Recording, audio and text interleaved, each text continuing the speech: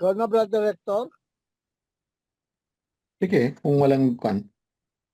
Sana natin. Para sunod na lang sila. Okay. Apat naman na Let us put ourselves in the presence of the Lord, in the Father, and the Son, and the Holy Spirit. Amen. Amen. Lord God, muli kami ay nagpapasalamat, Lord, at tinipon mo kami para sa aming lingguhang LBS, Lord. Lord, just ask you, Lord, to send forth your Holy Spirit, Lord God, and open our hearts and minds, Lord, so that we may fully understand the words which will be reading and reflecting on this evening, Lord God.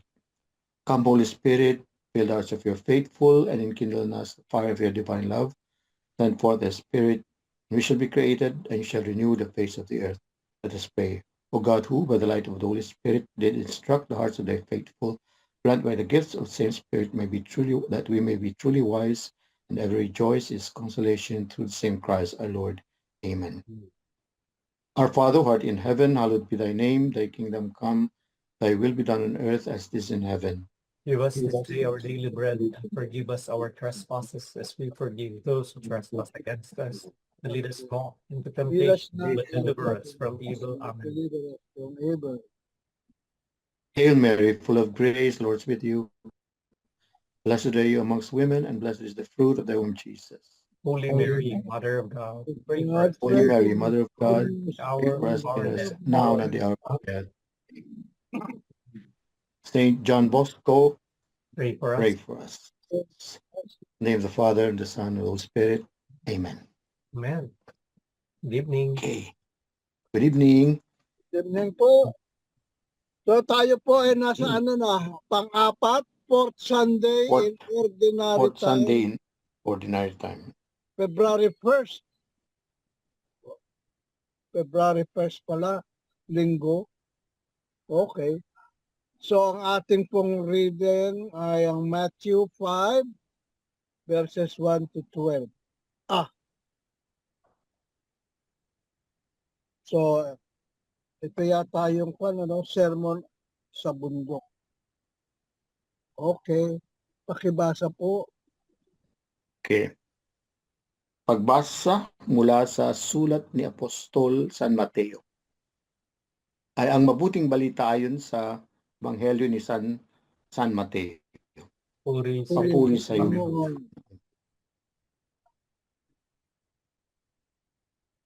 Nang makita ni Jesus ang napakaraming tao, umakyat siya sa bundok.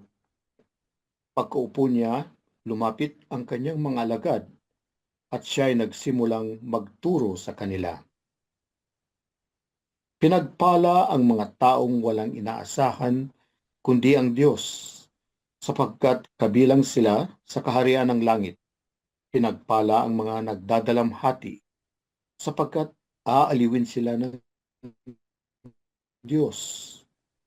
Pinagpala ang mga mapagpakumbaba, sapagkat mamahalin nila ang mamanahin nila ang daigdig. Pinagpala ang mga may matinding hangarin na sumunod sa kalooban ng Diyos, sapagkat sila'y bibigyan kasiyahan ng Diyos. Pinagpala ang mga mahabagin, sapagkat kahabagan sila ng Diyos. Pinagpala ang mga may malinis na puso, sapagkat makikita nila ang Diyos. Pinagpala ang mga gumagawa ng paraan para sa kapayapaan, sapagkat sila'y ituturing na mga anak ng Diyos. Pinagpala ang mga inuusig ng dahil sa kanilang pagsunod sa kalooban ng Diyos, sapagkat kabilang sila sa kaharian ng langit. Pinagpala ang mga nilalait at inuusig ng mga tao, at pinaparatangan ng lahat ng uri ng kasamaan na pawang kasinungalingan. Nang dahil sa akin, magsaya kayo at magalak, sapagkat malaki ang inyong gantimpala sa langit. Ang mabuting balita ng Panginoon. Pinupuri ka. Aming Panginoon. Pinupuri Pinupuri ka ka namin, Panginoon Jesus. Panginoong Jesucristo. So ito po yung sermon sa on the mount, di ba? Ngayon Yes. sa English, beatitude. Ano ba sa Tagalog Yes. ang beatitude?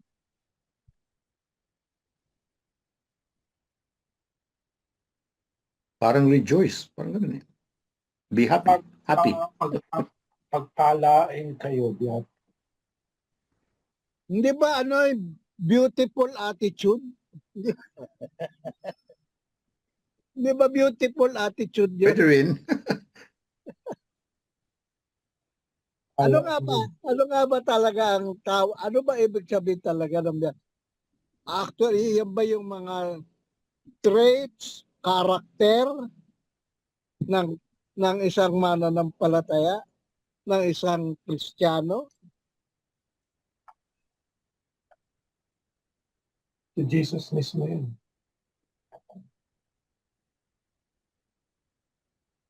Okay. He is describing himself.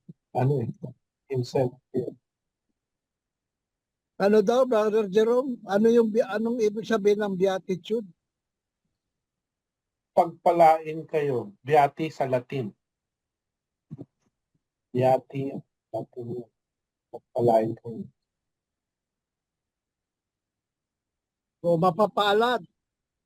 Dito, mapapalad. So, dito ang sinasabi rito ni Jesus, yung pagkatapos niya nga pumili ng mga apostol niya, mga unang disipulo niya, yung 4, di ba? Yung mga mangingisda. Tapos sumunod nga sa kanya. Tapos ang gula, nangaral na sila ng nangaral, nilibot na nila yung Galilea, at kanilang ipinangangaral na yung mabuting balita. Marami na silang pinuntahan, maraming lugar, at nagpapagaling pa sila ng mga paralitiko. Hanggang sa sinusundan siya ng mga tao, nakarating sila sa Decapolis, Jerusalem, Judea, at maging sa ibayo ng Jordan. Ngayon ito naman, pagkakataong ito, sinundan pa rin siya. Hanggang nakita, ang dami-daming pumupunta sa kanya, kaya umahon siya sa isang bundok.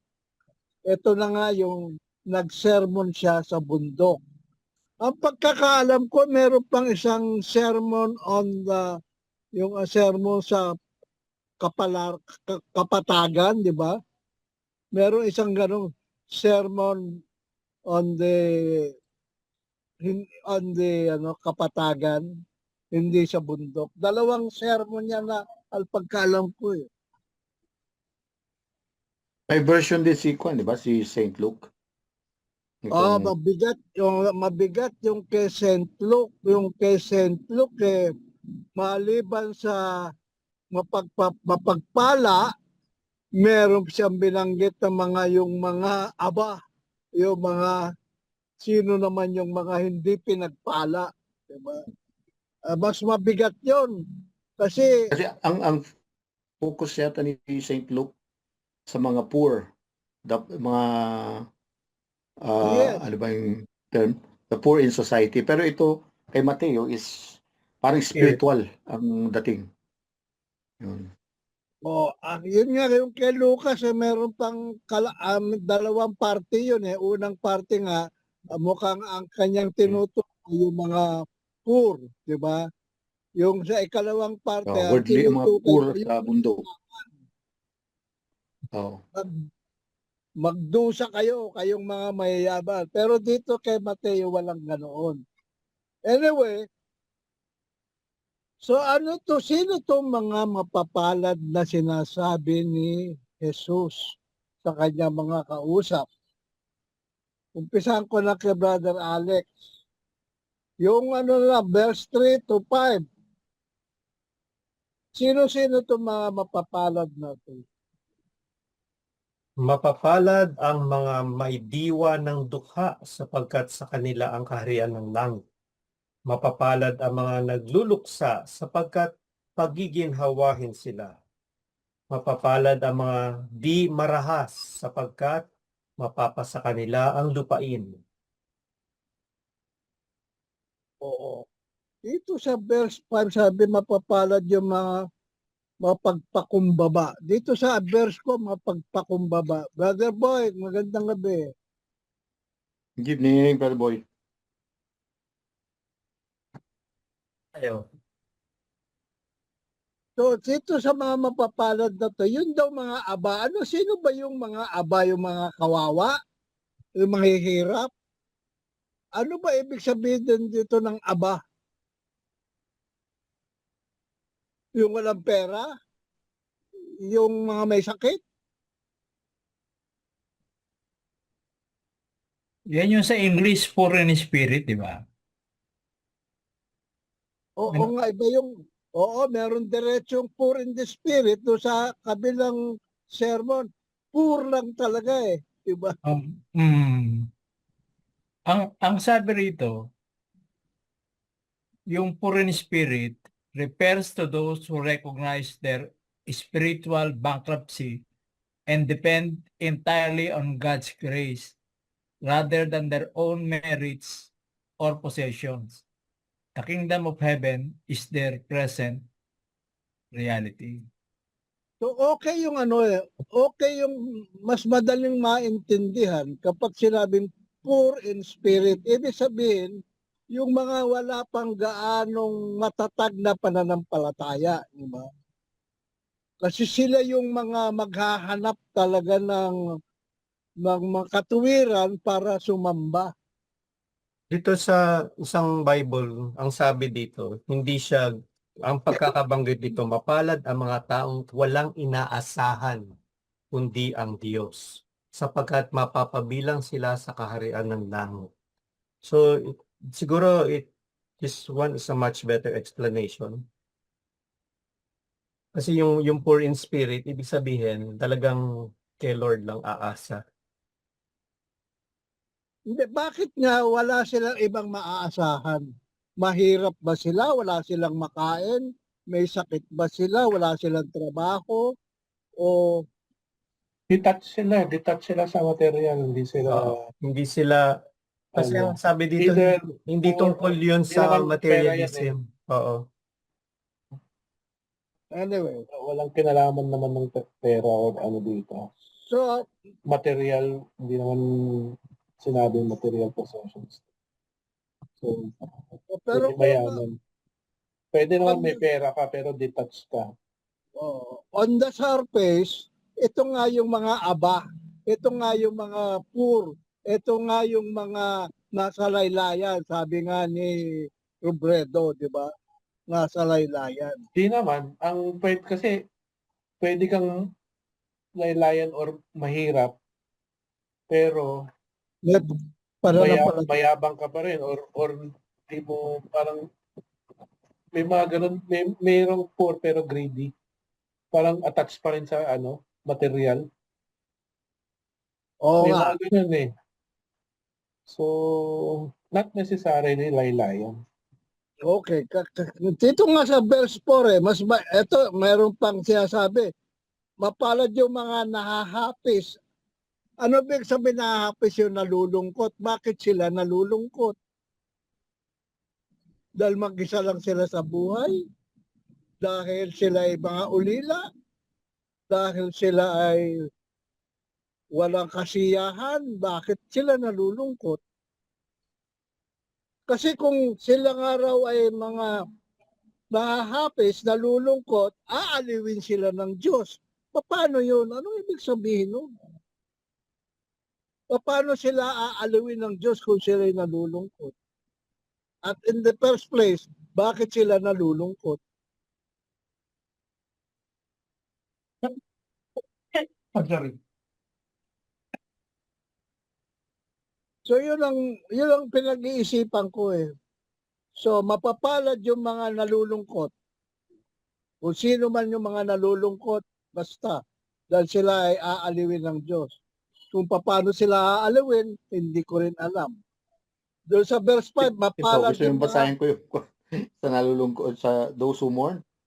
English. Oh, Those who lament the present state of this life, sabi niya. This includes weeping for sins as well as the grief that comes when the saints are made to suffer for their faith. In the life to come, they will be comforted by God who wipes away every tears. So nalulungkot sila dahil sa kunyari mga kasalanan ng mundo, kamunduhan. Tapos pati siguro kasalanan nila. hindi, not necessarily sa kanila. Pwedeng mga kasalanan din ng kamunduhan, ganun. And yun, they look, parang ang hinaharap nila siguro yung life to come. Kunyari yung next world na, parang ganun. Yun ang focus nila. Both naman hindi lang other personal and other sins na yun. Hmm. Kasi dito sa Kasi akin, lahat tayo makasalanan. okay. Kasi dito sa akin, mapagpakumbaba. Mapapalad yung mga mapagkumbaba. Okay lang yun, di ba? Meekness, hindi yung mourn. Oo. I don't know kung may bearing ito sa pinag-usapan kasi footnote ito dito. Sa kabuuan, sinasabi ni Lucas kung sino ang binibigyan ng pangunahing pansin ng Ebanghelyo. Ang sambayanan ng mga dukha, mga trabahador at mga isinasantabi ng lipunan. Ang mapapalad ni Lucas ay panawagan sa mga hindi pa pumapasok sa Ebanghelyo at sa iglesia. At para naman kay Mateo, tinuturuan niya ang mga nasa iglesia kung paano sila magiging marapat sa Diyos na tumawag sa kanila. Parang isang bagong batas o relihiyon ang kanyang mapapalad na nangangailangan ng pagiging handa ng kalooban kaysa mga panlabas na kilos. Sabi ni Saint Ambrose, when you have attained poverty and meekness, remember that you are a sinner. Mourn for your sins. It is the Trinity that forgives us. Sabi ni Saint Hilary, those that mourn who weep for past sins. Saint Jerome, sabi niya, the mourning here meant is not for the dead by common course of nature, but for the dead in sins and vices. So, kasalanan po. We are mourning for the sins. This is a godly sorrow. Kumbaga sabi ng ano. Okay, so this is more on spiritual feelings, spiritual standing, di ba? Not necessarily emotional or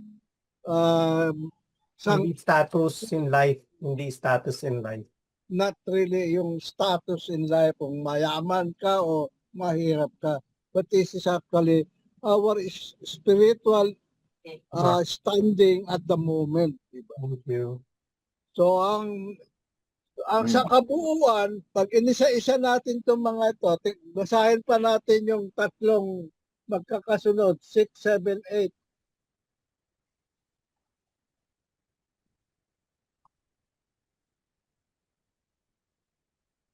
Sino na nga unang tinawag ko?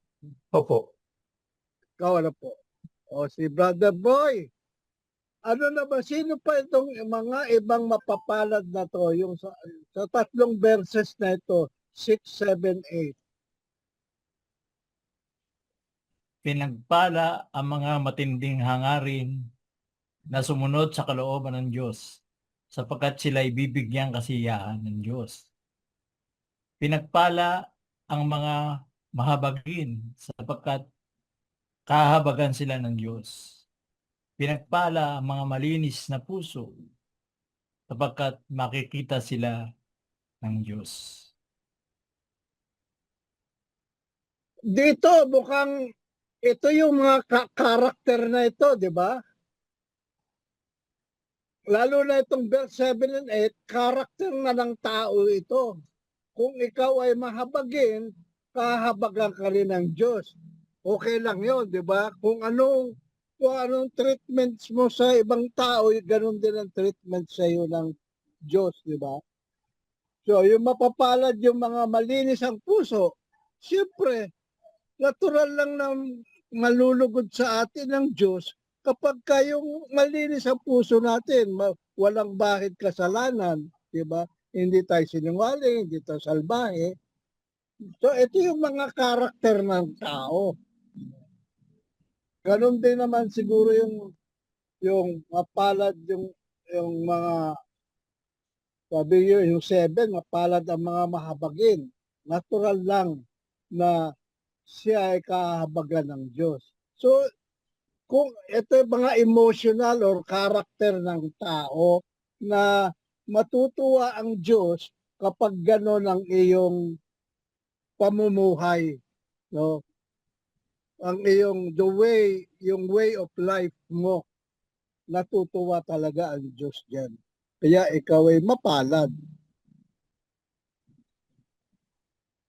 Kaya ito naman sa verse 10, Brother Jerome, medyo Fine. mabigat-bigat ito kasi ito yung bakit tayo pinag-uusig? Ba't mapapalad yung mga pinag-uusig? Brother Jerome. Anong gagawin? Babasa?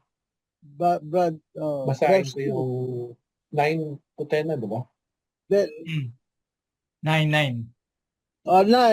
9. Pinagpala ang mga gumagawa ng paraan para sa kapayapaan, sapagkat sila'y ituturing na mga anak ng Diyos. Pinagpala ang mga inuusig ng dahil sa kanilang pagsunod sa kalooban ng Diyos, sapagkat kabilang sila sa kaharian ng langit. Lahat Okay. yan sumusunod sa kalooban ng Diyos. Okay, madaling yung verse 9, madaling maintindihan din, di ba? Siyempre, kung gumagawa ka ng way para magkasundo for peace, nalulungkot talaga ang Diyos sa iyo yan. Yan naman talaga ang gusto ng Diyos, laging kapayapaan, no? Walang gera, walang away, walang sumbatan, walang patayan. Natural lang yon na matutuwa at ikalulugod ng Diyos yung mga ganong kaisipan ng tao. Naghahanap ka ng kapayapaan. Ganon din naman yung mapalad ang mga yung verse 10 medyo mahirap-hirap unawain nyo kasi nga mapalad daw yung mga pinag-uusig. Bakit? Sino ba yung mga pinag-uusig? May kadugtong yun Basahin mo yung nakadugtong ka. Inuusig ng dahil Sila pagsunod sa kalooban ng Diyos. Yung followers ni Christ. Okay. Kaya ka inuusig dahil sumusunod ka sa kalooban ng Diyos. Punta ka doon sa China, you're doing the will of God. Ay hindi naman sumusunod ang China sa wala naman Diyos naman. Persecute ka ng China. Silang nang uusig. Papatayin ka. Usigin ka. Paano yung mga hindi Kristiyano? Paano yung hindi napapaloob sa mundo ng Kristyanismo? Wala na yung iba kasi maraming mga walang Diyos o kung meron mang Diyos iba. We pray for their conversion. You give the love of God. So The dito love of neighbor to them. ang kanyang tinutukoy dito yung mga Kristiyano na, di ba? O yung mga Hudyo na sumusunod sa utos ni Moses.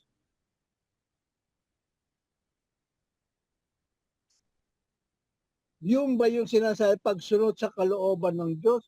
Ano ba yung kalooban ng Diyos? Yung ba mga 10 commandments ni Moses? At saka yung mga another 600 something na mga kautusan ng mga Hudyo? Ano yung kalooban ng Diyos? Sinamarize na ni Jesus, di ba? Love, Yun na ba na lang? Love God and Love love God. your neighbor. Sabi mo, anong gagawin mo sa mga non-Christian? Give love. Ganun din dapat. Give the love of God. Give the love of neighbor. Okay. So, verse 11. Bakit merong mga taong inaalimura? Dahil mapapalad din daw yun. Brother Hector? Kasi sa kanilang panampalataya ay parang siguro kinasusuklaman sila dahil in a way kontra sila sa kamunduhan, di ba? Yung gusto nilang ano ba sinabi 12? Magsaya ka. 12 ba 'yon? 11. 11. 11. Mapalad ang Pinagpalang mga mga nilalait. nilalait at inuusig ng mga tao at pinaparatangan ng lahat ng uri ng kasamaan na pawang kasinungalingan naman ng dahil sa akin. Yun, kasi ang gusto nilang sinasabuhay yung kalooban ng Diyos. Pero yung mga ibang tao na umuusig sa kanila ay kamunduhan na gusto nilang parang ipakita sa kanila na mas mahalaga yung kamunduhan. Pero ang mga taong ito ay pinapairal nila ang gusto ng Diyos, ang kabutihan, saka kung paano mahalin ang kapwa. Parang gano'n. Siguro simple example na lang dyan. Siguro may nakakakita sa iyo na nagsisimba ka, tapos tinatawanan ka, oh, yun, parang ano yun, oh, sisimba-simba pa, ganito, ganyan. Tapos sila nag-iinuman, ano. Oh. Sila pa yung may ganang, ano. Ito na lang sa Manlait. gobyerno natin, di ba? Yung Oh, mga politika, yung sila nagnanakaw, tapos sila pa siyempre, yun. parang dinisregard nila yung mga tungkulin nila sa mga mahihirap, di ba? Dahil sa kasakiman nila, napapabayaan tuloy yung mga Mhm. servisyo nila bilang leaders ng bansa. Pero utter disregard talaga yun ng ano, di Oo, ba? utter disregard. Ng will ni Lord. Kasi Although may tungkulin sila na pangalagaan ng kapakanan ng mga tao dahil silang mga leader. yun ang sinumpaan nilang tungkulin. Mm. Kasi First and ganito, foremost. yung panahon na yon, sino ba ang audience ni Hesus Kristo noong mga panahon na yon? So, ang mga Hudyo, di ba? Mga Hudyo ang audience niya. Mga Hebreo na Ay, mga followers niya. meron na silang, wala pa si Jesus, alam na nila ang kautusan ng Diyos, ni Yahweh. Parang yung iba hindi pa lahat. Kasi tingnan nyo yung naunang verse bago yung chapter 5. Verse 25 ng 4. Dahil dito sinusundan siya ng napakaraming tao buhat sa Galilea, sa Decapolis, Jerusalem, Judea at maging sa ibayo ng Jordan. So yung iba dyan, Gentiles.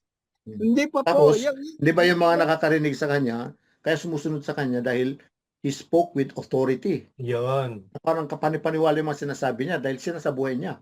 Samantalang yung mga Pharisees noon, kahit na memoryado nila yung batas, hindi naman na sinasabuhay, hindi nakikita sa asal nila.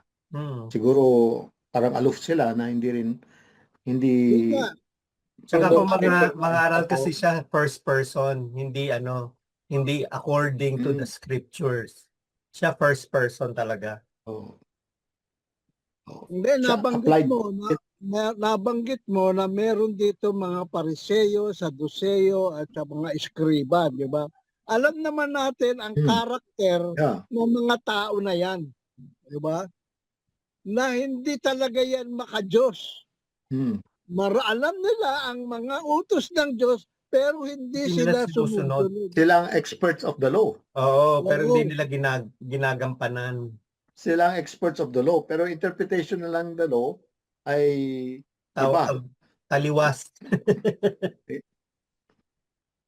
Kaya in-explain ni Lord sa kanila kung ano ang dapat. Kaya sa kanila siya, lumalapit, kaya dinudumog siya. Kaya nga siguro meron mga inaalimay, yung mga sumusunod kay Jesus, yung mga medyo nakukonvert na nga, tinatanggap nila yung mga pangaral na Jesus, doon naman sila inaalimura ng mga Pariseyo, di ba? Ng mga Saduseyo, di ba? Yun ang siguro sinasabi ni Jesus na mapapalad kayo kung kayo ay pinagwiwikaan kayo ng mga Pariseo, ng mga Saduceo, dahil sumusunod kayo sa akin, lalo na sa mga bagong aral na ipinatutupad ko sa iyo. Pwede kong basahin yung Pero reflection alam ng ng mga gospel. Pariseo yan, di ba? Alam nila yung batas memoryado nila, pero Oo, sa aksyon hindi nila na sinasabuhay. Kaya yun ang correct. criticism ni Jesus sa kanila. Sabi dito sa reflection ni Father Almasan, the gospel reading summarizes who a true and happy follower of Jesus is. All the 8 beatitudes mentioned must be found in every disciple. To those who are seeking perfection, they should not miss a single beatitude. To check ourselves, we must ask the following questions. Am I poor in spirit? Am I meek? Am I a peacemaker? At marami pang iba. If we live according to the Beatitudes, we are happy. We cannot experience blessedness and happiness if we live to the contrary. Yun Yun. lang. Binigyan na tayo ng glimpse kung paano. Namuhay Instruction na na, niya. kung paano mamuhay na tunay na Kristiyano, di ba? Paano maging masaya at maging blessed? Oo. So, okay. So, sa verse 12, kung tayo nakakatupad at nakakasunod tayo sa kalooban ng Diyos at yung mga kung ano ang dapat nating maging karakter, tayo raw ay magdiwang. Sapagkat, balik tayo sa iyo, Brother Allen. Verse 12. Yun nga po, ang sabi dito, magsaya kayo at magalak sapagkat malaki ang inyong gantimpala sa langit. Kasi ang Yun. sabi dito, verse 12 contains 2 imperatives which mean the same thing. Yung magalak at saka yung tawag dito, magsaya is the same. Rejoice and be glad. Same thing daw po yun. So, yun ang kapalit. Mabibigyan tayo ng joy kapag tayo ay naging ganyan ang kaugalian natin. Unang-una rito, ang nakikita ko rito, yung mababang loob. So, tingnan nga natin, ano ba kaya mga keywords Tingnan dito? lahat ng beatitudes. Bro, excuse me. Bro, yung sa kaninang binanggit mo, paano na yung mga yung non-Christians na hindi alam tong Beatitudes? Di ba may binanggit ka kanina? Yun nga yung mga... Meron kasi ako meron lang akong babasahin to. Sa Islam naman to. Sabi dito, while the Quran does not feature the Sermon on the Mount or the specific Beatitudes, Islamic tradition, particularly in its Sufi and ethical dimension, mirrors their spirit by emphasizing blessings for humanity, mercy, contentment, and patience. The Quran highlights Jesus as a blessed figure, and Islamic teaching align with the spiritual virtues like purity of heart, peacemaking, and poverty of spirit. Parang hindi nga siya may banggit sa Quran ng counterpart ng Beatitudes, pero hindi as Specific, hindi word for word. hindi yung ginawa ni Jesus na binasa natin, di ba? Pero sa Islam, alam ko to ano ko to medyo nag-aral ako ng konti sa Islam nung nandun ako may binabanggit. Hindi, ibig mo sabihin, Yun ganyan din ang pananaw ng mga Islam? Oo, meron silang Pero yung nakita ko rin sa YouTube, kinukumpare na si Jesus at saka si Muhammad. Hindi sila pwedeng compare. Kasi Muhammad, kwan daw nakapatay ng tao yan Nakapatay. Saka Tapos gusto pa niya yung radical, di ba? Kaya kung minsan sa kanila okay lang yung kwan di ba? Yung mag-create ng chaos para maikon lang yung faith nila. Oh. Diba? Yung, ano ba yung tawag nun? May term yun eh. Yung holy war. Maraming Ano ba? Jihad. O jihad. Jihad. Yun. Siya Yan. ba Pag hindi ka nagsulat ng agreeable Islam? sa kanilang Si faith, Muhammad? pwede kang Jihad tsaka impatada. Pero siguro ang bali, ang pinakapupunta Punta na na tayo sa Islam. ni Brother Tunying dyan is paano yung iba na ano, parang Oh, sort of masisave din ba na ganito kasi kung hindi sila ganyan, di ba? Kagaya nung minention pero sa through no Beatitudes. fault Pero, of them naman, di ba? Hindi naman nila kasalanan yan eh. mm, Pero Oh. if they strive to live according to the gospel, mm. siguro Yun naman naman- siguro Yun naman ang mawain. statement ni ano di ba? Ni, sino ba? Si Pope Francis ba? Oh, yung mga popes, Pope ganun D. din ko sila. Yun ang statement nila. Hindi Merciful natin din si Lord eh. hindi natin Yes, merciful. binomonopolize yung salvation. Oh. Hindi lang Katoliko. Welcome na welcome sila sa purgatorio. Oo. Lahat naman If they do welcome. good. Kasi nga may iba-ibang ang klase ng baptism Alam niyo ba yun? Hindi lang naman baptism na may baptism ng ng martyrdom. Merong ano ko yun sana sa moral theology. I remember it right. Hindi lang isa yung baptism na klase. Na alam natin na pagka binaptize ka ng Baptism of martyrs in blood. martyrdom. May Martyrdom. such thing as baptism of martyrdom. Check ko nga ulit yun. Martyr I na remember. in the sense na Kundi yata, mag-sacrifice hindi ba parang circumcision of the heart? Parang ganun. Parang ganun. Pero meron hindi nga lang iisa hindi nga lang dadalawa May iba pang baptism. So ilan yung beatitudes natin? 8. Okay. Di ba 9 kasama yung 11? Sabi ni Father 8 lang Ilan ba yung mapapalad dito? Mapapalad. 1, 2, 3, 4, 5, 6, 7, 8. O ba't 9 dito, no? Pero bakit sabi doon 8 lang yung beatitude? Yung 9, magsaya na eh. Yung iba pinagpala. Sa Bible ko. Hindi, 11. 9. 11, di ba? Blessed pa rin eh. Ha? Yung 11, di ba? Blessed pa rin or pinagpala pa rin. Oo, pinagpala pa din yung 11. Oo nga, 11. 1, 2, 3, 4, 5, 6, 7, 8, 9. 9 nga, no? Bakit doon sa 8 lang? Ano yun? So, balikan nga natin yung tanong na paano na nga yung mga hindi nasasakop ng ganitong traits, character, o whatever, kung ano sinasabi ni Jesus. So, maraming hindi makakapasok sa kaharian ng Diyos. Depende, hindi naman. May paraan si Lord na hindi natin Paraan pa alam eh. naman. Hindi, ang sabi nga lang dito ni Father Almasan, yun nga, if we live according to the Beatitudes, we are happy. We cannot experience blessedness and happiness if we live to the contrary.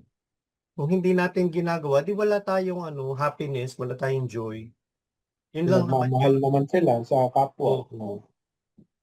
Ayo. Kahit mawala silang Kasi ang sabi dito, to those who are seeking perfection, they should not miss a single beatitude para maging perfect. Which is, yun naman ang gusto na, be perfect because God is perfect, di ba? Yun naman ang sinasabi sa atin. Although wala naman talagang perfecto, mahirap, pero with God, nothing is impossible. Even yung mga saints, di ba? They are sinners who keep on trying.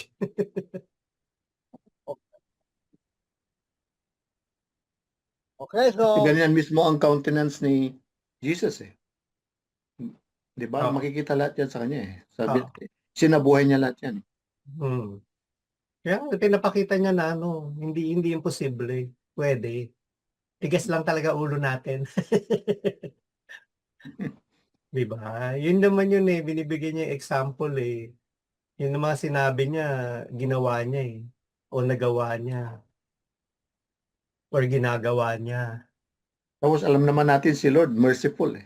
Kaya divine mercy. Sinabi niyo naman, blessed are the merciful.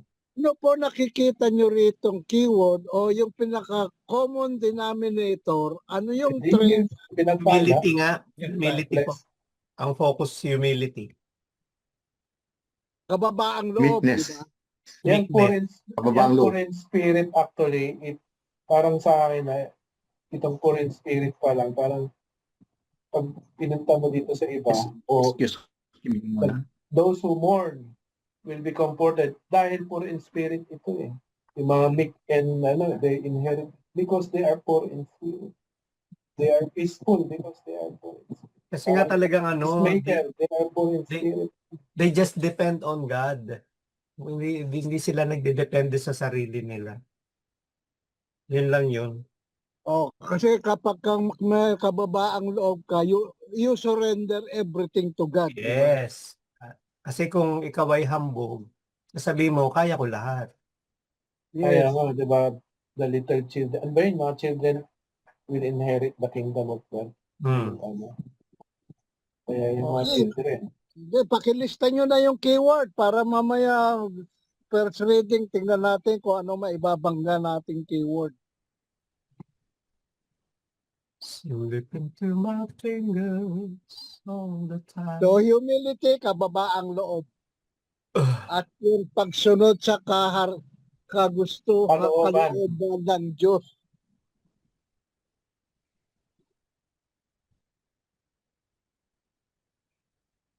Yang dalawang yan, pag pinagsama mo yan yun na yun. Mo dinescribe si Mama Mary din, di ba? May Kababaang loob. kagalakan na tayo dyan. Ang dulot niyan ay kagalakan.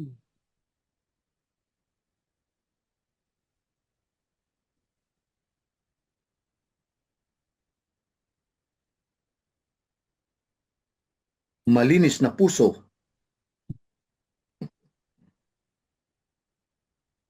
Silang nakakita kay Jesus, kay Lord. Yes.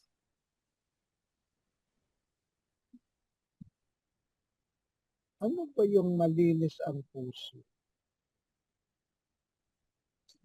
Pure of heart.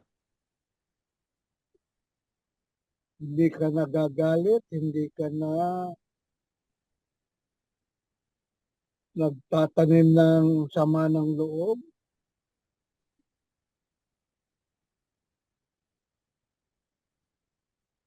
Diba nagturo siya? Kaya nga Sermon on the Mount. Ang mga mapapalad.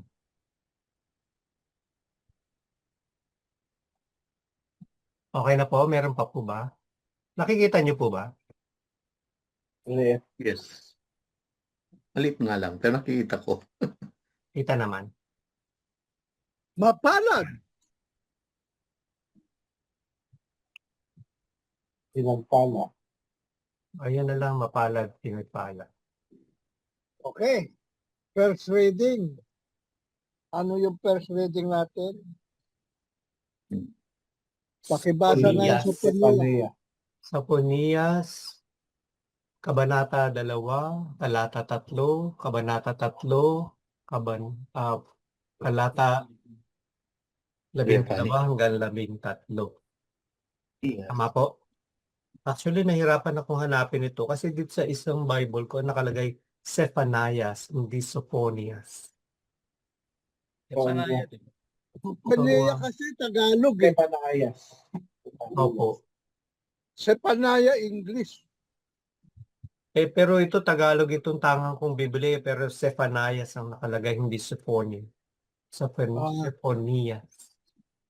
Anyways po, ito po yung pagbasa. Ang unang pagbasa ay mula sa aklat ni Propeta Sophonias. Kabanata 2, 3. Nasaan na yun? Manumbalik kayo kay Yahweh, kayong mapagpakumbaba. Ayun na agad yung keyword.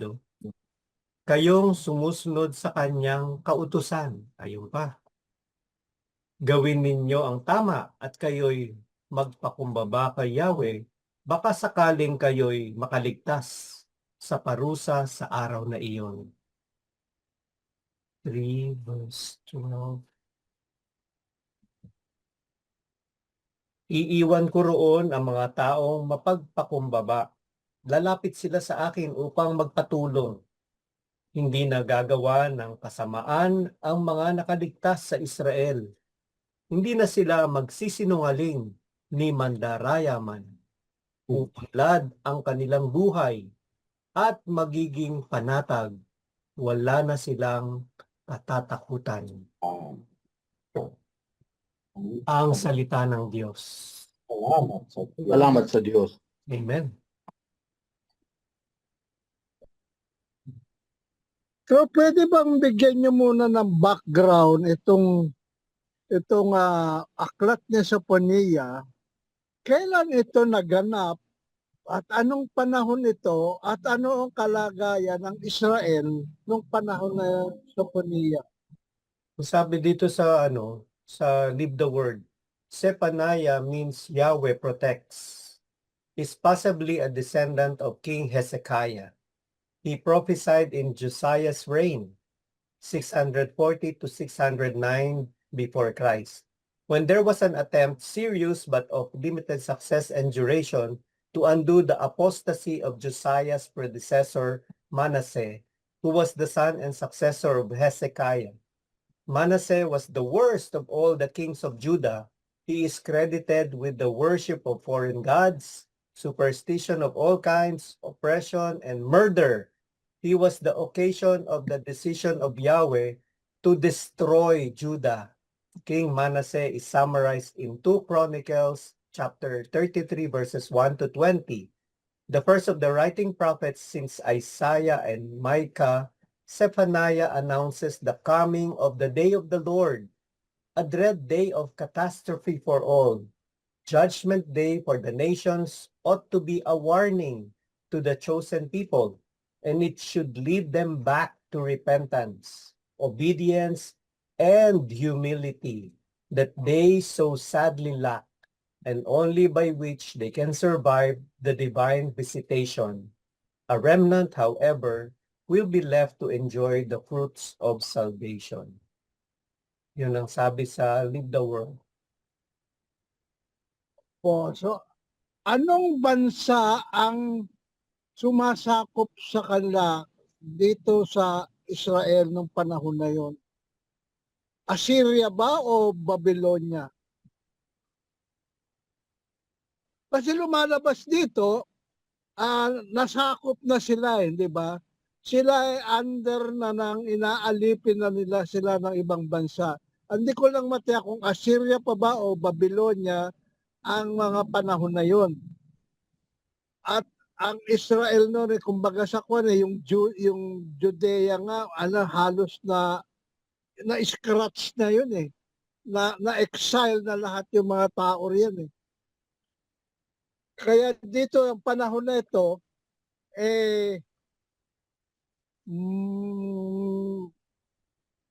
kaya nga dito sa ating mga babasahing mga talata, meron ditong nilalarawan na sila ay kailangan magsisi para maibalik sila doon sa kanilang tunay na kalagayan, na mailigtas sila sa pagkakaalipin ng ibang bansa. So ito mga 620 years before Christ, di ba? So ang panahon na yan ay yung alam ko nasa Assyria sila o Babylonia. Pero may hari sila, di ba? Oh, binanggit ka, may reign of King Josiah. So may hari sila. Hindi sila nasasakop. Opo, pero evil daw siya kasi 'di ba sabi nga doon yung basahin yung description ni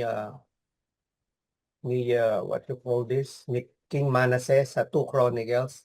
At ang sabi dito nga, Manasseh was 12 years old when he became king, and he reigned in Jerusalem 55 years. He did evil in the eyes of the Lord, following the detestable practices of the nations the Lord had driven out before the Israelites.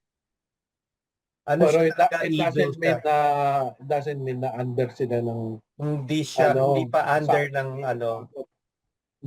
they are independent, di ba? Yeah.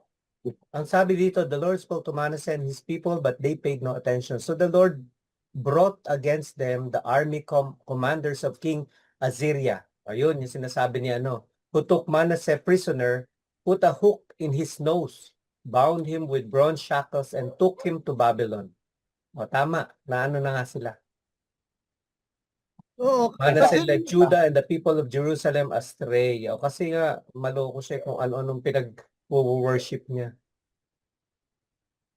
tama po, After- kahit noong mga panahon na sila ay alipin ng Babylonia o ng Assyria, meron pa rin naman sa kanilang mga naghahari doon sa Jerusalem, pero under sila ng ibang bansa. Kaya nga yung mga hari na yan, na ibang nakaupo dyan, hindi rin naman sumasamba na rin doon sa mga Diyos-Diyosan ng Babylonia. Hindi, dahil Kaya sa nga, kanyang example po ito base po ito dun sa sa Chronicles sa 33.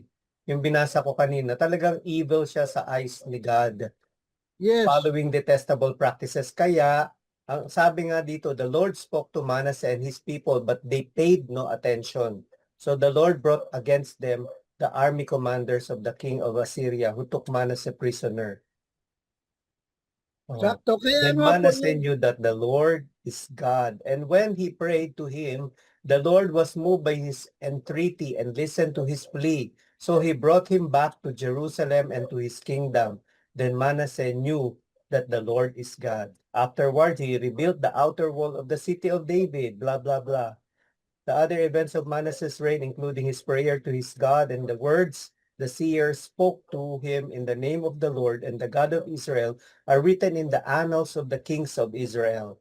His prayer and how God was moved by his entreaty, as well as all his sins and unfaithfulness, and the sites where he built high places and set up Asherah poles and idols before he humbled himself. All these are written in the records of the seers. Manasseh rested with his ancestors and was buried in his palace, and Amon his son succeeded him as king. Pinatawad din pala siya. okay. Yes. So ano yung tanong niya, brother? Kung under sila ng nasuko. Kasi dahil sa nagpakita rin siya ng humility, yung keyword. Under ng Assyrian Empire sila. Oo. Pero nangyari yon dahil nga hindi siya sumusunod sa will ni Lord. Kasi kung ano-ano Yes. nga pinag-worship niya. Diba? Actually, naparusahan nga ang Israel dahil nga sila hindi nila pagsunod kay Yahweh. So kaya nga dito sa ating sa sa title nga nitong chapter 2 yung malagim na wakas ng mga bansa at saka yung hahatulan talaga. Darating na yung panahon na hahatulan na ang Israel. Meron lang mapaparusahan, may mga bansang mapaparusahan, at meron naman maililigtas. Kaya tingnan natin yung verse 3 ba yun? Ano Chapter ang 3? sinasabi ni Sophoniah sa mga pinasasabi ni Yahweh sa mga taga-Israel na inaalipin ng ibang bansa?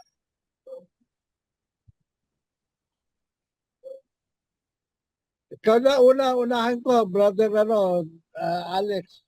Ikaw nandiyan dyan sa picture eh. Ay, ganon. Ito rin po yung binasa kong una sa Kabanata 2, Talata 3, manumbalik kayo. Ang title kasi nitong kabanata na to, ang panawagan na magsisi. Manumbalik kayo kay Yahweh, kayong mapagpakumbaba. Kayong sumusunod sa kanyang kautusan. Gawin ninyo ang tama at kayo'y magpakumbaba kay Yahweh. Baka sakaling kayo'y makaligtas sa parusa sa araw na iyon. Okay. Baka So sakali kasi pa. nga, nung panahon na yon, yung mga Israelita na yan na sumasamba na nga sa ibang mga Diyos-Diyosan, sila pinapasabihan ni Yahweh kay Sophoniah na hanapin ninyo si Yahweh. Magbalik loob kayo kay Yahweh at magpakumbaba. No? Hanapin niyo yung katuwiran ni Yahweh. Ito pa nga nakakatuwa nga. Baka sakaling patawarin ang inyong mga kasalanan at kayo ay maligtas. So yun ang sinasabi ni Sophoniah sa mga taga ng Israelita nung sila ay inaalipin pa ng ibang bansa. Hanapin ninyo si Yahweh. Magbalik loob kayo kay Yahweh. Baka patawarin pa ang inyong mga kasalanan. Baka pa, hindi pa sigurado.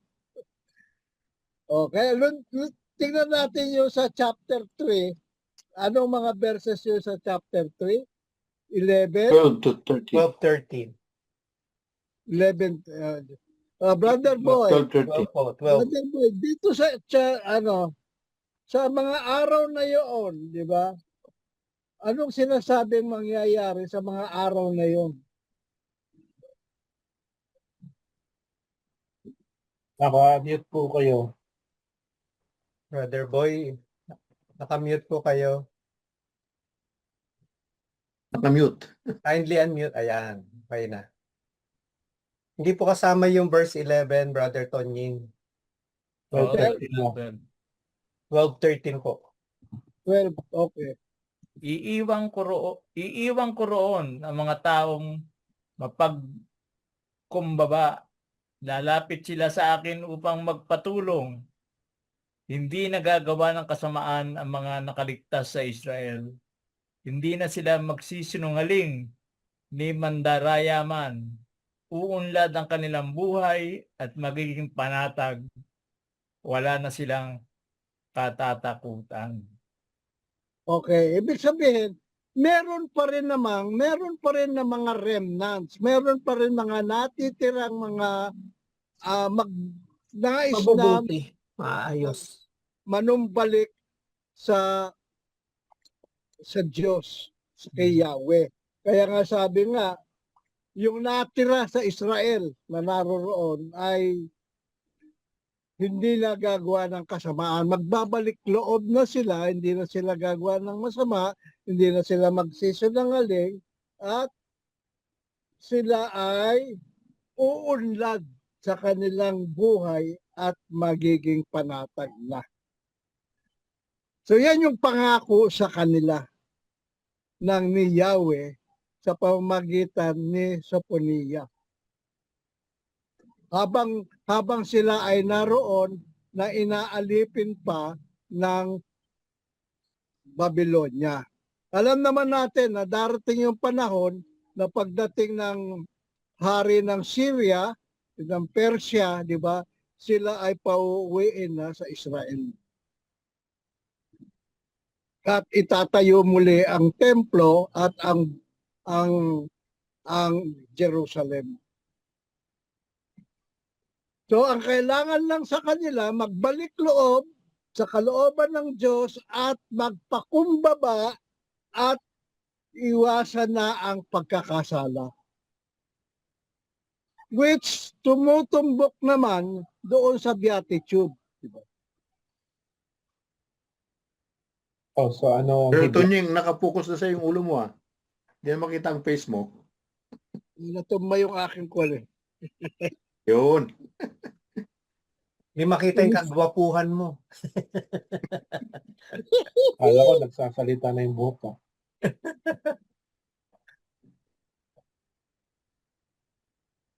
Keywords? Okay po. So meron po ang paglilinaw pa ba dito? Hahanapan pa ba natin ang paglilinaw kung ano ang nasasaad dito sa first reading? Nakikita naman natin na angkop naman ang first reading doon sa Beatitude. Hindi nga lang nasasabi doon lahat ng mga sinasabi sa Beatitude, pero ang pinakamahalaga rito yung magpakumbaba. Magpakumbaba. Yes. Kababaang loob, manumbalik kay Yahweh.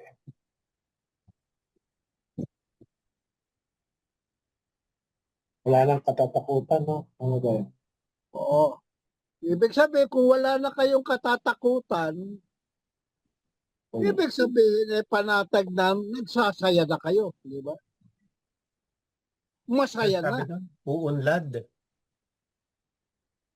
Uunlad ang kanilang buhay.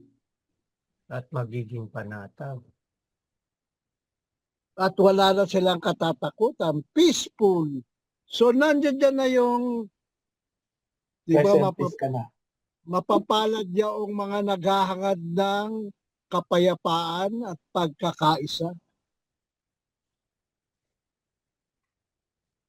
Kaya pa. So, rest in peace, yung napatay na to. Hindi nagagawa ng kasamaan. Oo, ibig sabihin, hindi na magkakasala. Mm. Kabutihan na ang gagawin. Hindi mo na Malinis, malinis na puso, di ba? Magsisi muna. Hindi mo naman masabing hindi magkakasala. Magkakasala pa rin, pero yun na, pagsisiyan. Hindi Pero na sabi sila dito, magsisinungaling. Hindi nagagawa mandaraya. ng masama. Hindi na magsisinungaling. Hindi na magmamarites.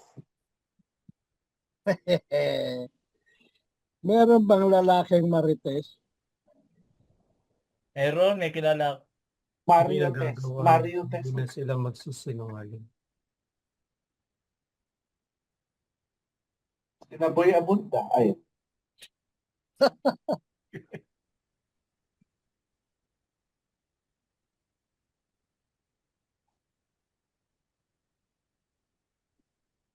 dami ah. Hindi ano na to, tawag dito, halos lahat nandyan na yun. Pagka ganyan ang ginawa niya, malinis na yung puso, di ba? Yeah, under yan ang malinis na puso. Underline na natin.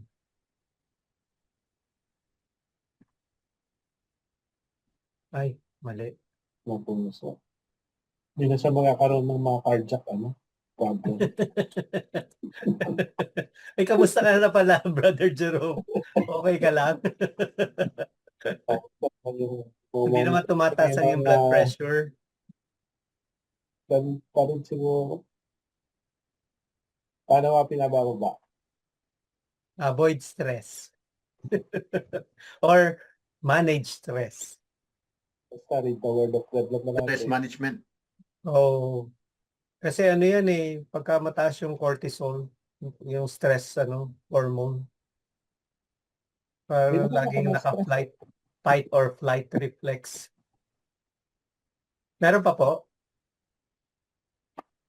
Wala na. Nakakasya. Hindi na kasya sa box. Second, hindi nakakasya. Second reading na. Opo, pakibasa na po yung unang Korinto. Pagbasa mula sa unang sulat ni Apostol San Pablo sa mga taga-Korinto. Mga kapatid, alalahanin ninyo ang inyong katayuan nang kayo'y tawagin ng Diyos. Iilan lamang sa inyo ang sa paningin ng sanlibutan ay marunong, makapangyarihan, at maharlika. Subalit, pinili ng Diyos ang sa palagay ng sanlibutan ay kahangalan upang hiyain ang marurunong at ang mahihina sa turing ng sanlibutan upang hiyain ang malalakas.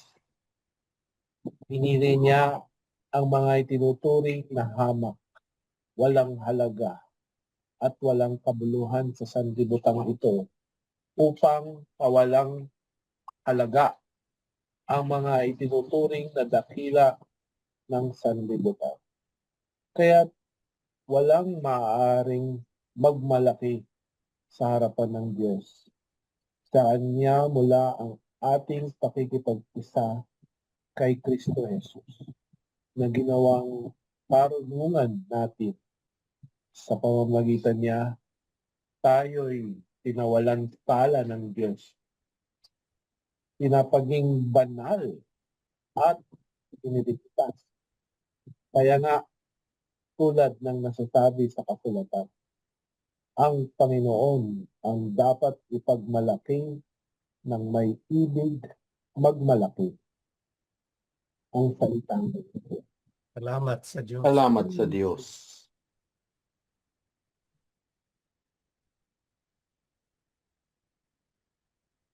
Sabi. Yung ano, no? Kung mapapansin natin, dito sa mga talatang binasa natin, merong sinasabing ano ba yung tunay na mahalagang karunungan na dapat nating makamtan bilang mga Kristiyano. Kristo. Yes. Kasi dito, sabi nga, nung akausap niya rito, yung mga taga-Korinto, karamihan ng mga, alam naman natin, ng mga taga-Korinto, ay puro mga hintil yan, di ba? Mga hintil yan, mga Grego, karamihan dyan Grego, pero meron din mga Hudyo dyan sa Korinto. At alam natin ang Korinto, medyo notorious siyang bayan na yan. Kaya nga maraming magulo, marami dyan mga bumabaliktad na mga Kristiyano, bumabalik sa mga lumang ugali. Kaya dito nga merong sinasabi rito si Pablo na ang mga marurunong sa sanlibutan ay walang sinabi ang mga yan. Sa mga taong mga maliliit, subalit ang kanilang karunungan ay hinubog sa pamamagitan ni Jesus. Yun ang tema. Nakikita kong tema ng mga talatang binasa natin ngayon na inaangkop natin doon sa Beatitude.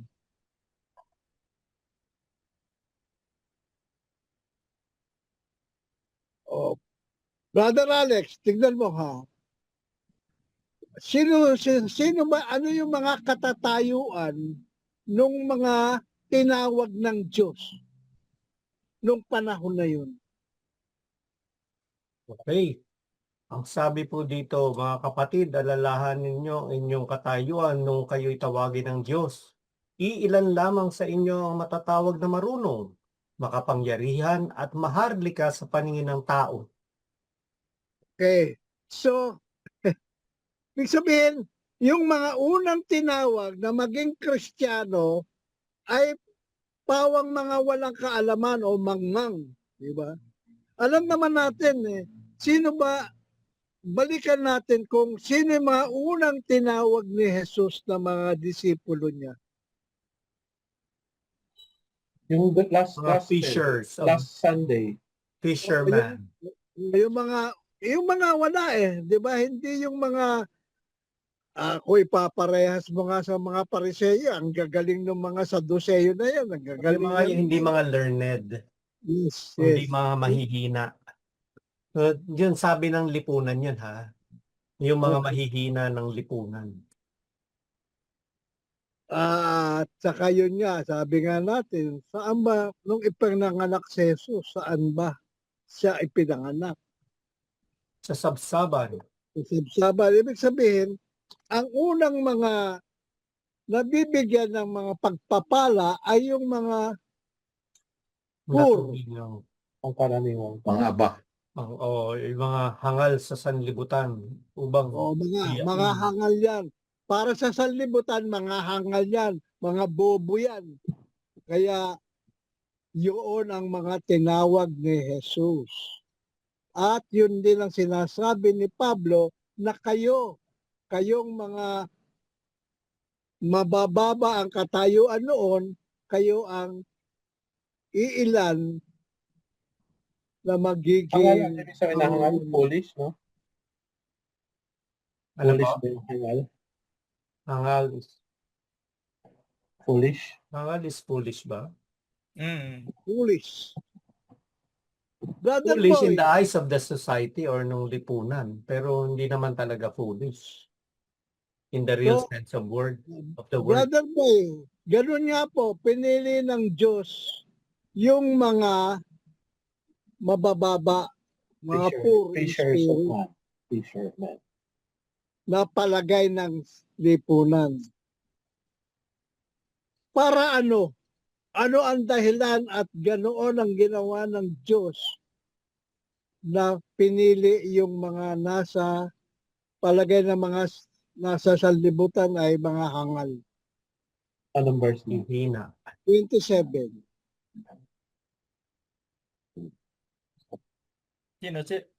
Ako ba? Opo. Oo. Subalit pinili ng Diyos ang mga naturingang hangal sa sanlibutan upang hiyain ang marurunong at pinili niya ang mga naturingang may hina upang hiyain ang malalakas. Amen. So, iba talaga, no? Iba ang magiging katatayuan ng isang mahihirap pero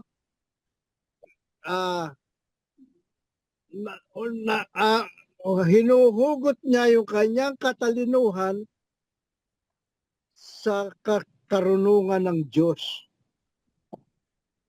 Mas malamang ang kanyang kahalagahan ng kanyang karunungan kaysa doon sa mga nasasabing marurunong sa lipunan, sa sanlibutan. Kasi yung mga marurunong na yun, hindi yung susunod. Samantalang yung mga fisherman, susunod. Yes, kasi nga matataas na mga ulo nun eh. Mga Sadducees, mga Pariseyo. Mga ano na sila, mga yayabang na sila. Mga Pariseyo na sila, mga Pariseyo. Ang sakit niya naman magsalit.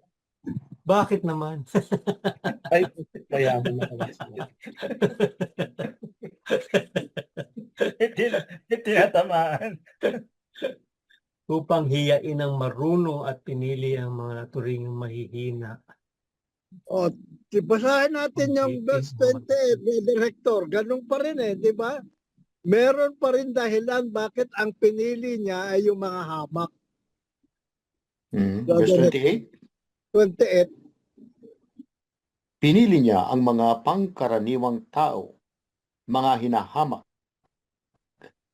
at mga mahihina sa sanlibutang ito upang ipawalang saysay ang mga kinikilala ng sanlibutan.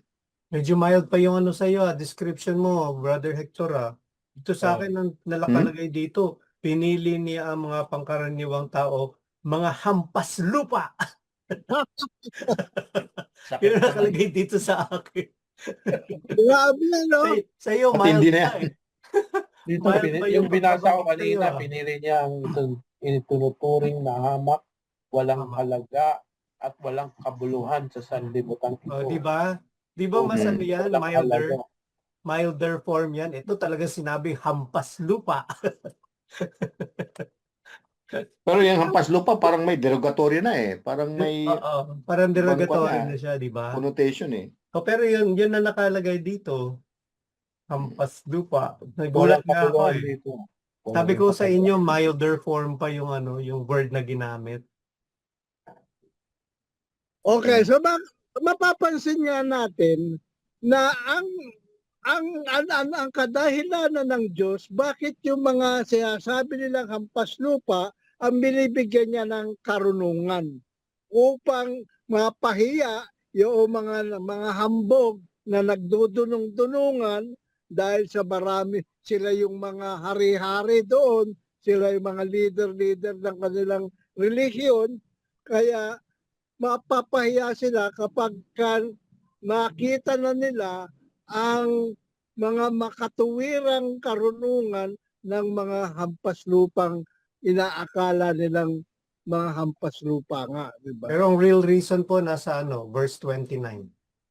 Yun nga eh. Yung kaya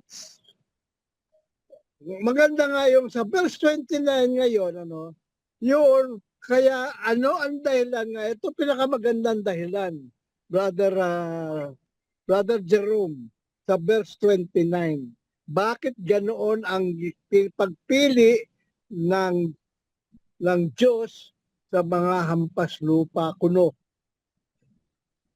So that, English gusto mo? Wow, English.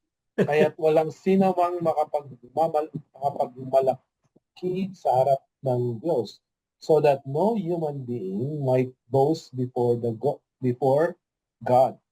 Oo. Kanta yan, kinakanta natin, I will boast in the Lord my God. Di ba? Bakit kanta yan ni, Paul Baloche ba yun? So yun ang magandang kadahilanan, di ba? Walang sino man makapagmamalaki. No? Ibig sabihin, lahat ng marapat na karunungan na natatamo ng tao ay dapat manggaling sa knowledge of God. Naalala ko tuloy si Paul, di ba meron siyang, ang sabi doon, tinik sa laman Oo, para oo. hindi siya makapagmalaki. Kasi imperfection, parang imperfection yun di ba? Pero hindi siya talaga pwede magmalaki. Di ba pinagpe-pray na alisin yun, pero hindi inalis. Kaya nga 'di ba yung favorite verse ni Brother Frank Padilla, to die is again, 'di ba? Sabi niya, Buday is ang green. ang mamatay para sa Diyos ay isang hindi kapahamakan, kundi isang kagalakan. No? It is a gain. It is a profitable na mamatay ka ng dahil kay Hesus Kristo. So parang ganyan yung sinasabi rito. Yung napakinggan ko rin sa Facebook, sabi ni SG, tatanungin daw ni Brother Frank pag nasa langit na kay St. Paul kung ano yung tinik na nasa kanya. Di ba? Ano yung tinik? Parang, ko lang, para alamin na Oo. Naano mo rin yun? Kasi, kung ano yung tinik kasi- na sinasabi kasi ni San may Pablo. binigay sa kanya. Pag Ako, nakarap na yun San Pablo. ang understanding ko to parang imperfection or something na hindi mo matatanggal eh. Kasi nga parang hindi ka tayo may magmamalaki. tinik naman eh. Ha? Lahat Kasi naman. lahat naman tayo may tinik eh. Lahat may Kung imperfection. si Lord na may koronang tinik eh. Tayo pa. Pero tama po. Pero physically, si St. Paul talagang merong physical injury. Merong masakit yung kanyang balakang. So, parang sinasabi niya rin, lahat ng mga ginagawa niya, mas mahirap pa dahil yung sakit niya. Pero iba pa yung yung thorn na sinasabi, thorn in the flesh. Oo. Iba po Ano yun. nga ba yung thorn na yun? Bakit Mukhang metaphor ba siya or something. Hindi siya talaga. Parang I don't know. he calls it, ano ba yan? Messenger of Satan ba yan? Parang gano'n, di ba? Torment ba yung dating na? Parang nagtino-torment siya, parang gano'n. Thorn in the flesh. Thorn in the flesh. Baka yung sumakit ang balakang Brad Tonying nung nahulog siya sa kabayo. Nahulog siya sa Sa kanya si kabayo Lord o sa Damascus, sa on the road Damascus. to Damascus. Marami nga, hindi ba marami siya mga aksidente na inabot dahil sa kanyang Nalubog ang barko. Oo, kaya meron talagang sumasakit talaga yung balakang niya. But in the end, yung gusto kong rin kay St. Paul, yung Galatians 2:20, sabi niya, it is no longer I who live, but Christ lives in me. Yun dapat. It is a Kasi gain. Ginoin na niya yung kanyang suffering with Christ. Yun din nga yung yung favorite verse ni Brother Frank, di ba? To die is to gain. O ano yung huling talata natin? Sa Brother 31. 31.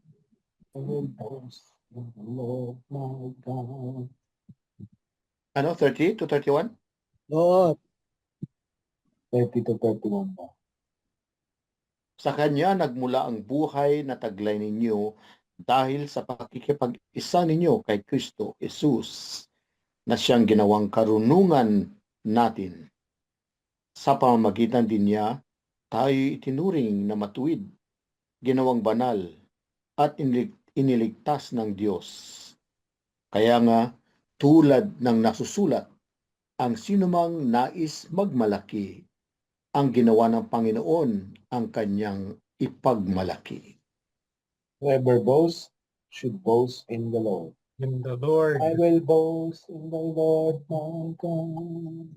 At ayun, So yun ang pinakamahalagang mangyayari sa atin mga Kristiyano kung ang karunungan na tinataglay natin ngayon ay nag-ugat kay Kristo Jesus.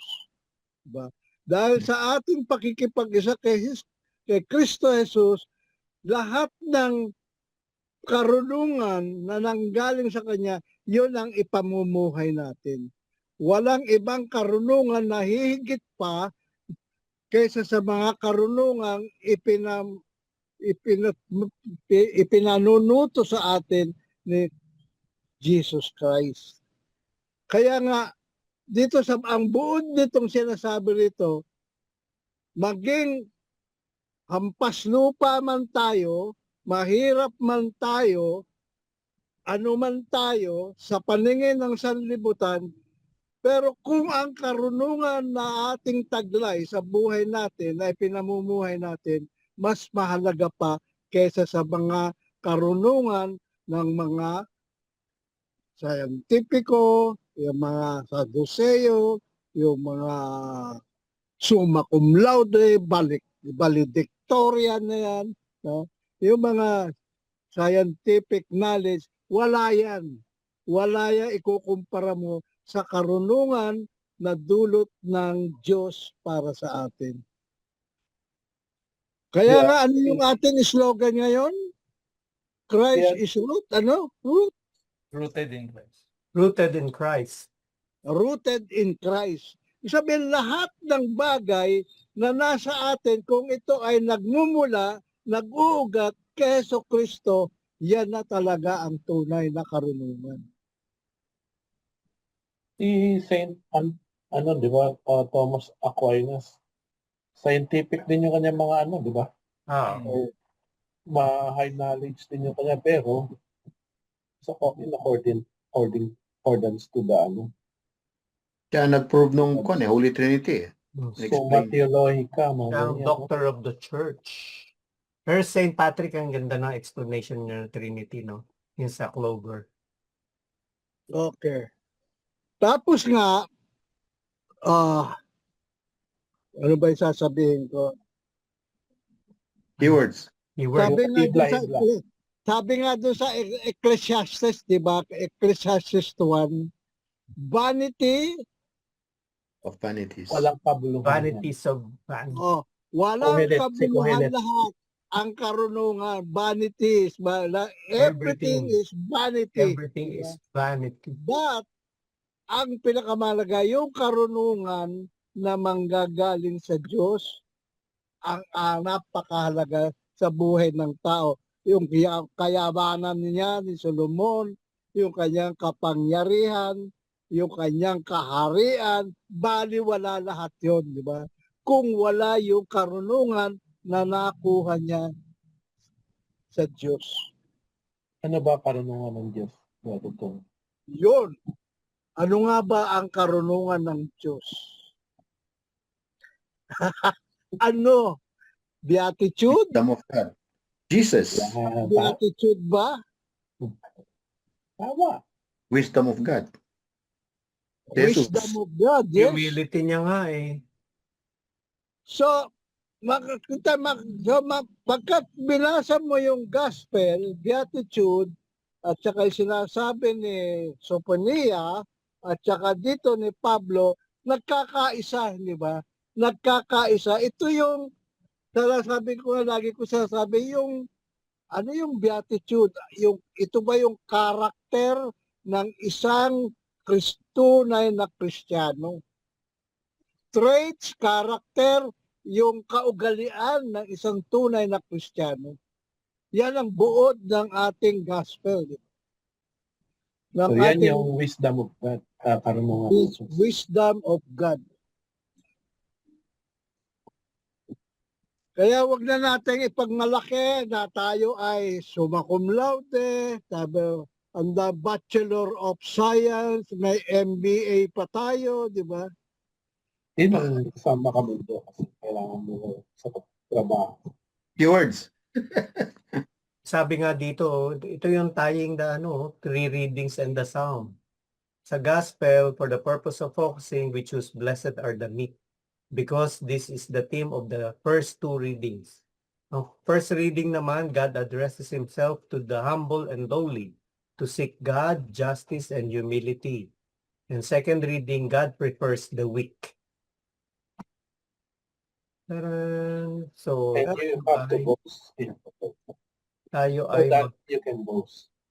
At saka, di ba nga, tama din naman kung ikaw kung yung mahihina, may kakaunti ang kaalaman, di ba? Yung kakaunti ang kaalaman, mas malaki yung chance niyang maghanap pa ng kaalaman na manggagaling sa Diyos, di ba?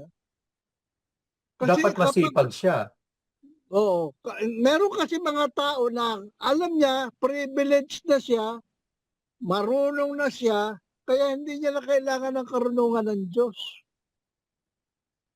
Yan ang nagiging problema ng mga, kaya nga yung doon sa beatitude ni Lucas, merong babala Woe para to you. dun sa mga mayayaman at marurunong, di ba? Saka kasi ang karaniwan na mahihina, usually submissive. Oo, surrendering. Okay, so ano po yung keywords natin? Ito pa yung mga Wisdom of God, sabi niya, kalooban ng Diyos, di ba? God's will be done on earth as it is in heaven. Thy will be done. Kalooban pa rin ng Diyos. Oo. Oh God. Ano ang kalooban ng Diyos? Mga hinahamak. Mahihina. Ay, hindi. Pangkaraniwang tao. Ang halay. Mga mangmang. Mas madaling matuto yung mga mangmang eh. Yung mga naghahanap ng tunay na katotohanan eh. Kaya nga mga ko.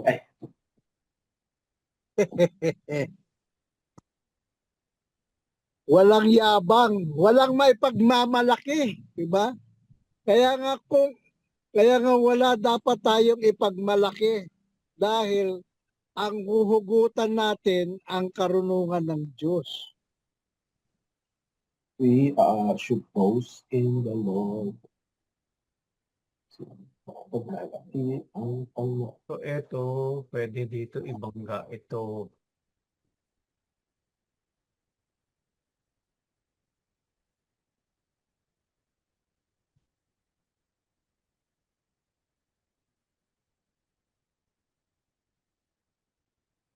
Pwede rin ba ito sa yung walang maipagmamalaki?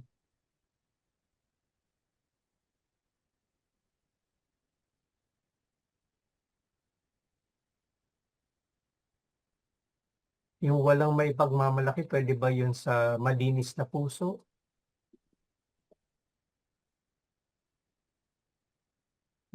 Kukuhanin ko na to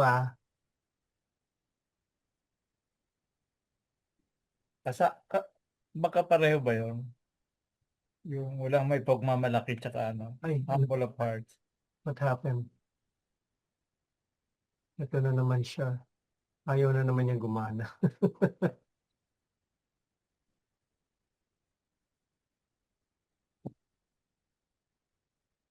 Come on, come on.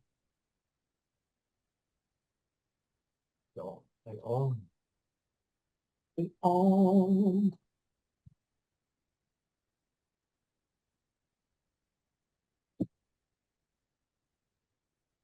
ang ano po ang responsorial sa mga aba ay mapalad, Diyos ang hari nilang lahat. At ang gospel acclamation, magdiwang kayo't magsaya, sa langit ay liligaya, gagantimpalaan tuwina. Blessed the poor in spirit, the kingdom of heaven is theirs. Beatitude niyan.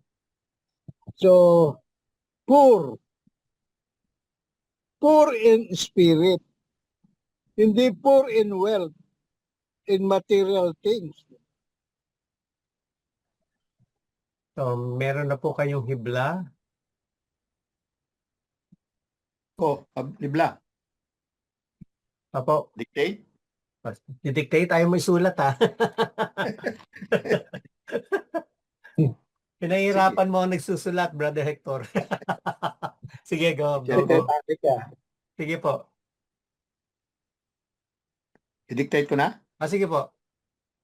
Ang taong pinagpala ng Diyos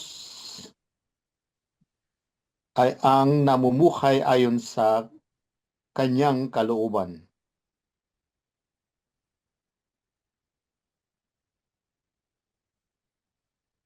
At ang tanging hangad niya Ano pa?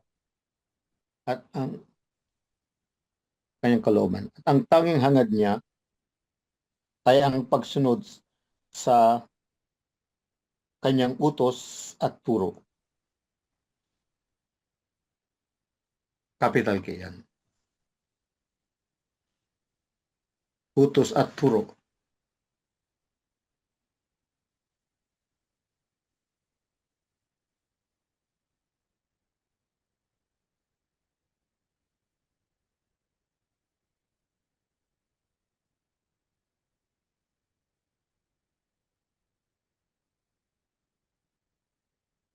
Sa akin, maiksi lang. Magbalik loob ng may pagpapakumbaba upang pagpalain ng Diyos.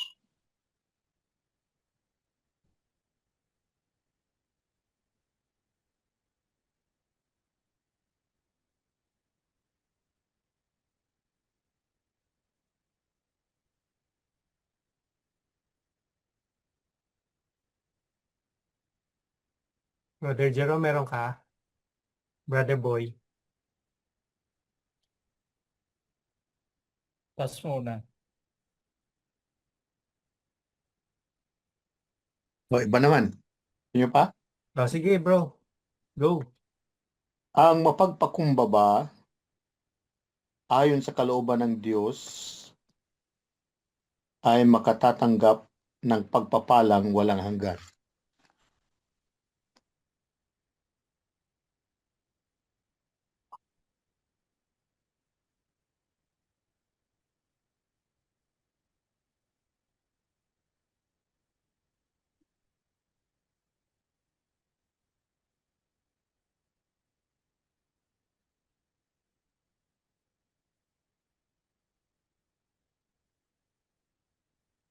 Pili na.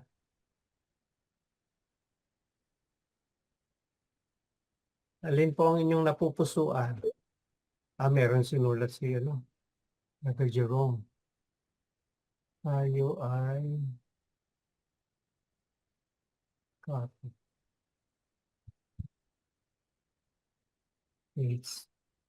Yes, ma'am. Thank you. Matulog na si Yuri. Sige, sige. Iyo. Tara mo muna, di pa kami tapos. Sa akin, ang mapagpakumbaba Hindi pa kami tapos. Paki-close mo muna. Ano po yun? ang may papa doon, mapagpakumbaba.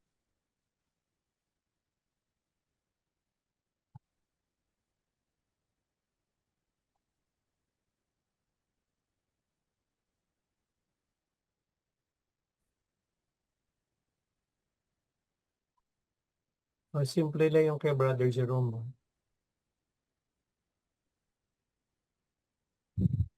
which is true. Kasi hindi tayo makakasunod kasi kung tayo ay palalo. Tama. Full of pride. Oo. Ito, mas simple to. Brother boy, pili na. Ano po gusto niya?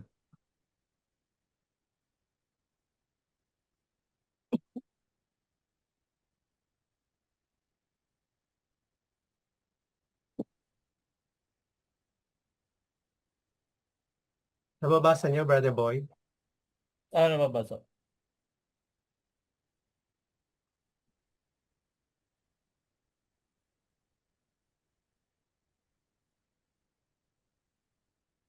Gusto ko yung sinabi ni Brother Jerome, Kasi tayo ay simple lang. magpakumbaba upang, pero ayoko nung salitang makasunod. Ang gusto ko palitan niya ng makatupad. Kaya kasi ako. Ah, Bisaya kasi ako. Nakasunod. makasunod, Tayo ay makatupad is the same. parehas nga. Pero yung makasunod kasi palo yan, ito palo. Pero yung makatupad, meron kang talagang gagawin sa mga utos ng Diyos.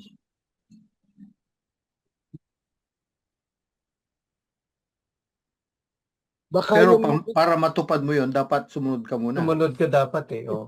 di, baka yung, Yun ang utos yung sa makasunod, mga apostles kas. baka yung makasunod follow yan me. ay Follow yung me. Come follow me. No? kampalo me. Sabi ni Jesus sa 4, Oo. I'll make you fishers of men. Come and follow me. Come and follow me.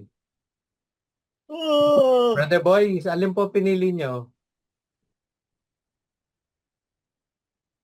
Hindi ako makapili. Gagawa yan. At sige, ito na lang ha. Kasi medyo sorry po medyo inaantok na ako. Oo nga, Masakit. ano na, no? Sakit ang ulo ko eh. Kaya po. Pero Wala meron din. pa mapagpakumbaba hindi ayon sa kalooban ng Diyos. Oh, false humility. Oo.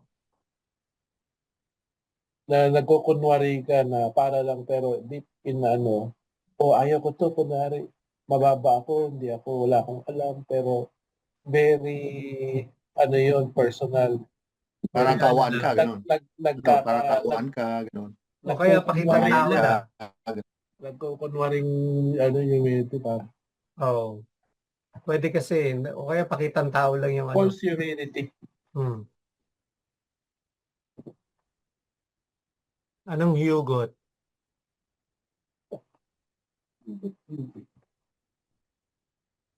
Oh, hugot.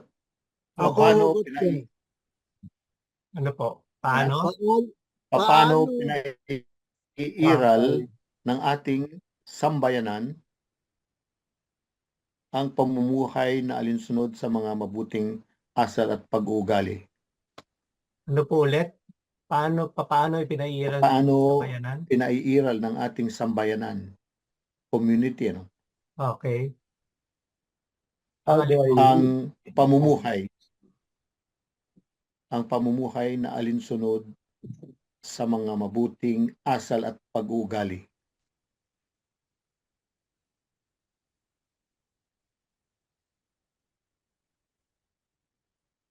Through humility. Oo nga. How do I live? How do I Poverty of live? spirit. How do I live in the poverty of spirit?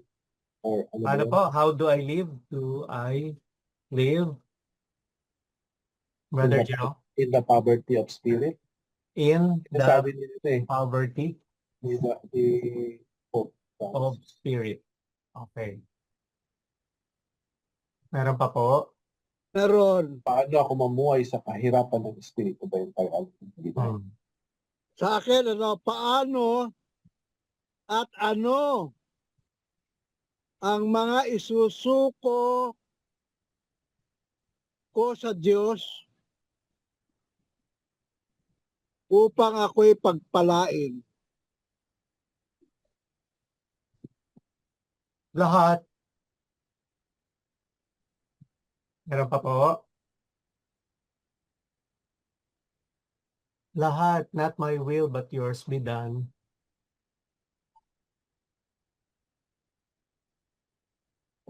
Oh, dito na tayo sa ano, hamon na tayo.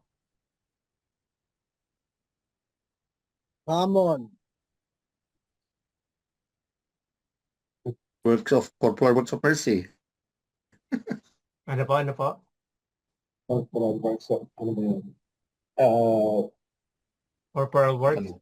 Give Ay, malapot pa. Next month. the hungry ba? Feed the The hungry, hungry, visit the sick, and Visit the sick. drink to those the in thirst. prison. the hungry. Bury the dead. Ano pa? Tutulong ako sa hihingi ng at nangangailangan sa abot ng aking makakaya. Tutulong ako sa hihingi at nangangailangan sa abot ng aking makakaya. Sa abot ng aking makakaya. Ipagdasal ang mga Edi ilagay mo na yung spiritual works din. Corporal and spiritual works. ayun so tama May yun. dasal. Kompleto na. Ano po? Corporal works of mercy and Corporal and spiritual works. Corporal and spiritual works corporal of and spiritual. Admonish the, ano ba yan? Daikura ba yan? Mga gano'n. admonish the sinners, mga Pray for the soul. Conversion of the, Conversion of sinners. Unbelievers. yung pagpunta pala ng, pagtanggap ng kumbisal, it's a form of humility yan. Di ba? Oh. Ay, men, ano pa yun? Ipagdasal? Oh, hindi na to ilalagay ko. Oh, Oh, reception of the sacraments of ano na nga yun? Reconciliation. And the Holy Eucharist. Siyempre, para nasa iyo si Christ. Pati yung wisdom niya. The highest form of prayer. Oh. Kasi yun yung when heaven touches earth.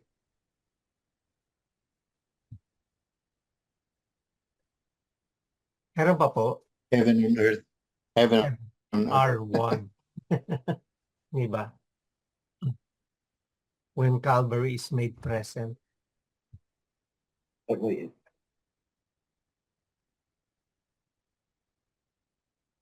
Doon yung mga anghel, doon ang mga Ang mga saints at mga angels at saka yung mga doon si mga anghel sa souls in tabi ng purgatory. altar Doon saka nakaluhod si mga anghel doon sa consecration. Kaya nga naano ko dun sa pagka hindi na ako dumuluhod eh. Nagigilty ako pagka hindi ako nakaluhod. Pagka nagko-consecration. Dapat talaga lulud ka kasi. Hindi na kaya ng tuhod ko eh. Hindi, Kasi wala nga, di ba? yung Walang kung kasi. Lalagay mo Hirap eh. daw yung kamay mo sa sa left puso. sa puso. breast, sa left breast, sa puso. O tsaka titignan daw pagka tinataas yung titignan mo syempre si Christ, huwag ka matatakot. Yung iba kasi Tungo. ayaw nilang tignan. Sabi ko, ba't ayaw mong tignan? Pinapakita na nga, pinapresent nga si Christ, ayaw mo. Pose na. Di ba? Sa Blessed Sacrament din, di ba? About sa Dapat titignan daw, hindi siya dapat siguro they want to pay homage. Kasi parang worship yun, di ba? Yung titignan mo, yung parang lift yun. Oo, kasi titingala ka you have to. Yung naman kasi yung pag-bow is parang form of repentance ba? Or di pa pagka kasi sinasabing let us pray o manalangin tayo. You have to bow. May mga rubric sa sa tuwing mass. Pero importante what's inside your heart. Kasi ito mga physical lang naman yan. Siyempre. Yung nga pag mga, di ba may mga Our Father. Yung oras o Ganyan kaya ba? yung yung nag-didiskusyonan nyo. Kasi walang walang nakalagay sa walang specific na nakalagay. So, okay na po tayo. Ang video na ito, naway alisin ng Panginoon ang lahat ng iyong sakit, alalahanin, at mga problema. Ibahagi ang mensaheng ito sa sino mang nais mong padalhan ito. Huwag mo lamang itong itago para sa iyong Spam yata ni Brother Butch yan mga spam ni Brother Butch. Mukhang nagbabadya na ng With feelings. with feelings na ba? Game na? Game? Ayaw pa ni Ayaw pa ni Brother Tunjing Brother Tunjing, antok na po kami. Masakit pa ulo ni Brother Boy. Okay, Wala na Wahid, Itnin, Talata. Sandali lang ipopost ko lang. Wait a minute. Kaping mainit. Wala naman yung Bible mo kasi nasa gilid. Hindi makikita. Ano na? Yan, kita na. Nakita. Okay, 1, 2, 3. This time with feelings, ha?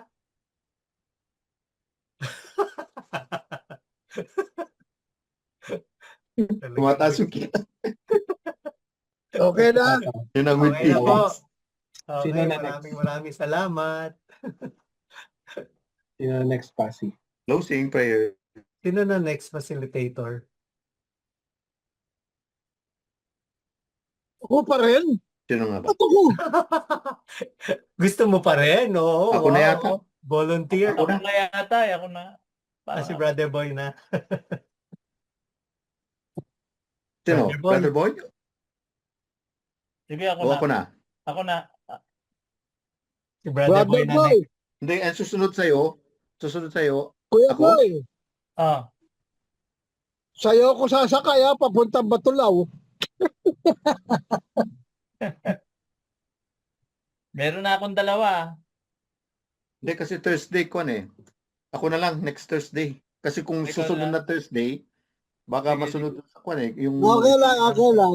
sa BGMP. Ayaw ako nga po. Yun Opo.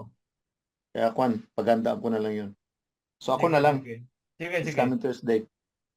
Brother Boy, si na lang daw. Brother Hector na lang next Thursday. Sige. Ako na lang susunod sa kanya. Okay. Oh. Pwede ikaw na rin mag-closing prayer.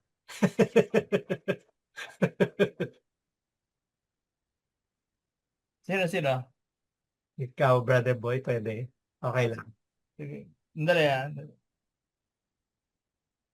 Pasakit ang ulo nga niya sabi mo. Kaya nga para mawala yung sakit ng ulo ni Short lang Brother naman. Boy. Bakit ang ulo ko doon sa barbero ko? Ay, bakit? Na paano? Pumogi ka. Binugbog ko. Porket bagong gupit ka. Nainggit ka sa gupit ko, At least may nagugupit pa. Oo nga. Kahit konti, meron pa. Buti na. Ako na, pagupit kanina Oh, wow, mga pogi. Okay, sige. In the name of the Father, and the Son, and the Holy Spirit. Amen. Amen. O Lord God, again, we praise and thank you, Lord, for this LBS, itong gabing to. Lord, marami pong salamat sa pagtuturo niyo sa amin kung paano pakamtan ang iyong kaharian, Lord. Lord, salamat sa pagbibigay mo sa amin ng humility, kung paano maging maawain, kung paano magkaroon ng dalisay na puso, at kung paano ipagtanggol ang nasa katwiran. Lord, lagi naman po namin hinahangad na makamtan ang iyong kaharian. Lagi namin hinahangad na makasama ka Lagi namin hinahangad, Lord, na kami na sumasampalataya sa iyo ay makasama ka, na forever kang makasama aming Panginoon. Lord,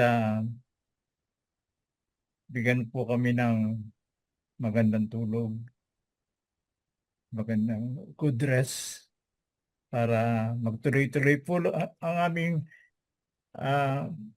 pagtalakay, pag-aaral sa inyong mga salita. Hinihiling po namin ito sa masarap na pangalan ng ating Panginoong Jesucristo. We praise and thank you, Lord. Amen. Yes. Amen. Amen to Father and Son, the Holy Spirit. Amen. Holy Spirit, Amen. Okay. Thank you. Salamat po.